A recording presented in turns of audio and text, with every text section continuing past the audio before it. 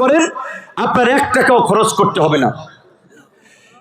এখানেও এই যে প্রোগ্রাম হচ্ছে, মিছিল হচ্ছে, মিটিং হচ্ছে, আমি কাউকে পয়সা দেওয়া লাগতেছে না। সবাই যার যার উৎসাহ উদ্দীপনায় স্বতঃস্ফূর্তভাবে এই প্রোগ্রামগুলো সাকসেস করছে।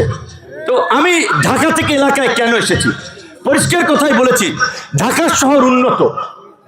আমার মতো মানুষের ঢাকার রাস্তায় বালু একটা ইট না ফলাইলেও হইবে, স্কুল কলেজ না করলেও হইবে, কারণ ওখানে পর্যাপ্ত আছে।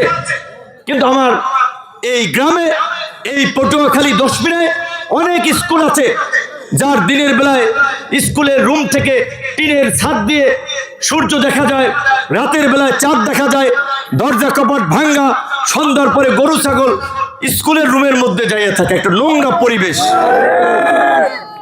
বাচ্চারা ছেলেমেয়েরা পড়াশোনা করবে একটা ভালো পরিবেশে, মনটা ভালো থাকবে, পড়াশোনায় মন বাড়বে, পরিষ্কার পরিচ্ছন্নতা ইমানের অঙ্গ।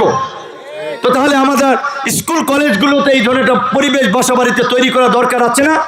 তো আমি চাই এই আমাদের তরুণদের জন্য, আমার ভাই বোনদের জন্য স্কুল কলেজের কিছু অবকাঠামোগত, কিছু স্পোর্টসের সামগ্রী, ভালো একটা খেলার মাঠ তৈরি করা, মানুষ যেন চিকিৎসা পায় হসপিটালগুলোতে, মানুষের জন্য একটা কর্ম থাকে। এই দক্ষিণাঞ্চলে যে কৃষি এবং মৎস্যের যে একটা ব্যাপক সম্ভাবনা, এইটাকে যদি সরকারি পর্যায়ে সমন্বয় করা যায়, এইখানে কৃষি বেস শিল্প কলকারখানা গড়ে তোলা যায়, তাহলে আমাদের মানুষকে ওই নারায়ণগঞ্জে ছুটতে হবে না, ওই ঢাকায় ছুটতে হবে না, ওই চট্টগ্রামে ছুটতে হবে না।